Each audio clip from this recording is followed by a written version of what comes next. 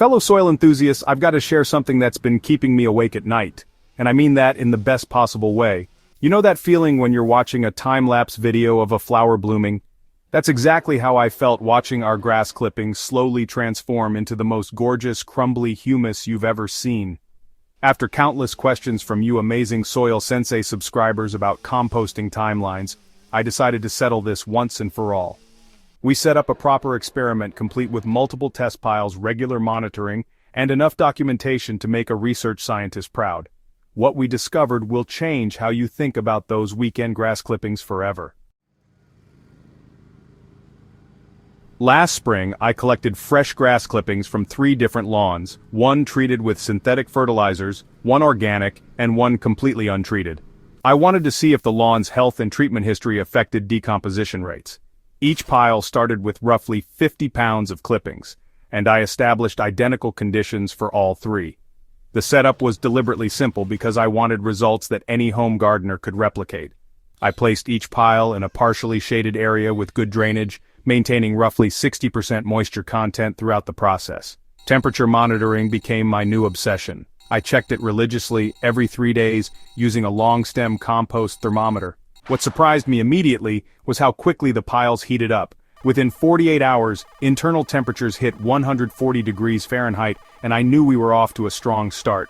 The untreated lawn clippings actually heated up fastest, while the synthetic treated pile lagged behind by about a week. During weeks 2 through 8, things got seriously exciting. The piles were cooking at temperatures between 130 and 160 degrees Fahrenheit, and the volume reduction was dramatic. I'm talking about a 70% reduction in size during this phase alone. The smell transformed from that familiar fresh-cut grass aroma to something earthy and rich.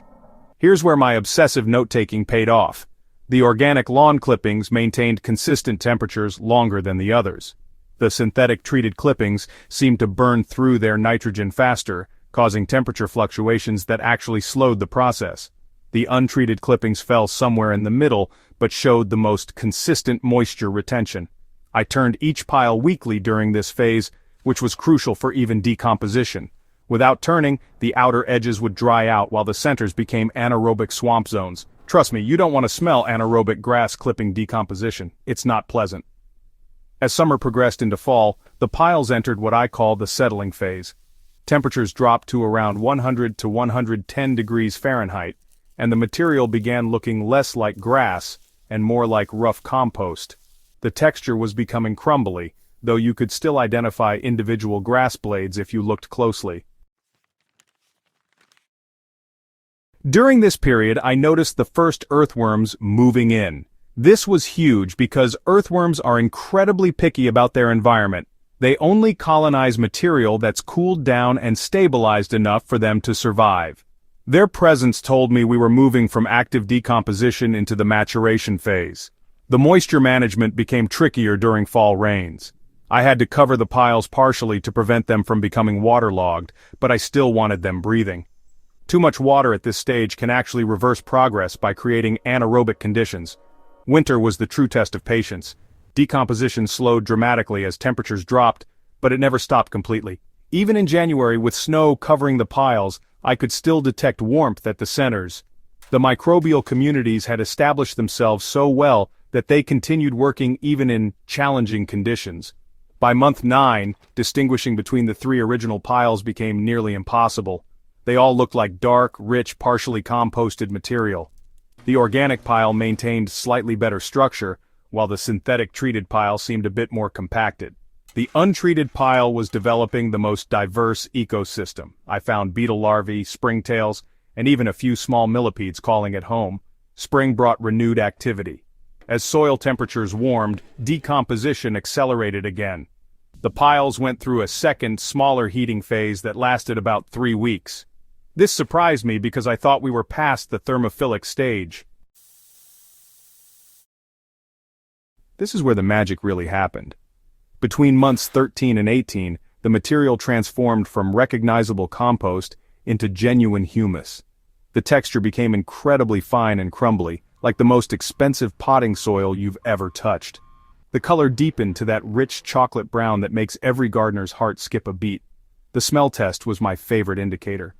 True humus has this incredible earthy aroma, not sweet like fresh compost, not sour like decomposing material, but clean and neutral with hints of forest floor. When I buried my nose in these piles at month 16, I knew we'd arrived. By month 18, microscopic examination revealed the complete breakdown of plant cellular structure. What started as grass blades had become a complex matrix of humic acids, stable organic compounds, and thriving microbial communities.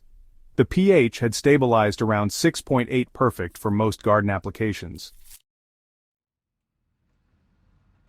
Through this experiment, I identified several key variables that dramatically affected timeline. Carbon to nitrogen ratio was crucial. Pure grass clippings are nitrogen-heavy, which initially speeds decomposition but can create imbalances. Adding some brown materials like dried leaves at the beginning would have improved the process. Moisture management made the biggest difference in consistency. Piles that stayed between 50 and 60% moisture, think of a wrung-out sponge, progressed steadily. Anything below 40% stalled out, while above 70% created anaerobic conditions that actually slowed everything down. Particle size mattered more than I expected. The pile where I had mowed over some small twigs and leaves actually composted more evenly than pure grass clippings. The varied particle sizes created better air pockets and drainage throughout the pile. Here's what this means for your composting game.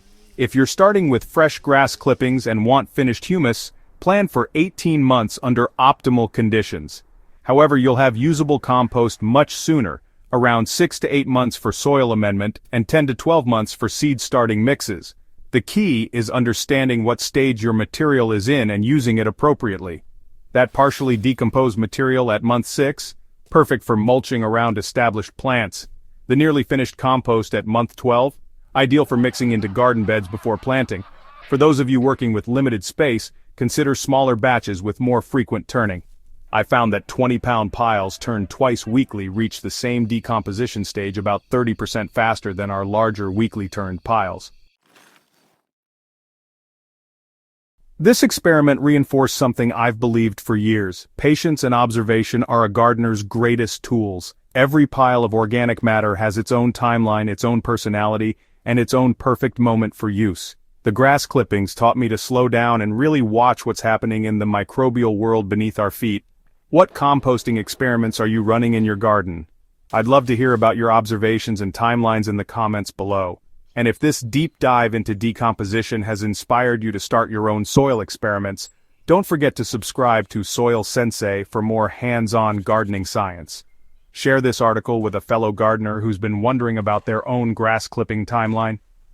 Together, we're building a community of soil-obsessed gardeners who aren't afraid to get their hands dirty in the name of better growing.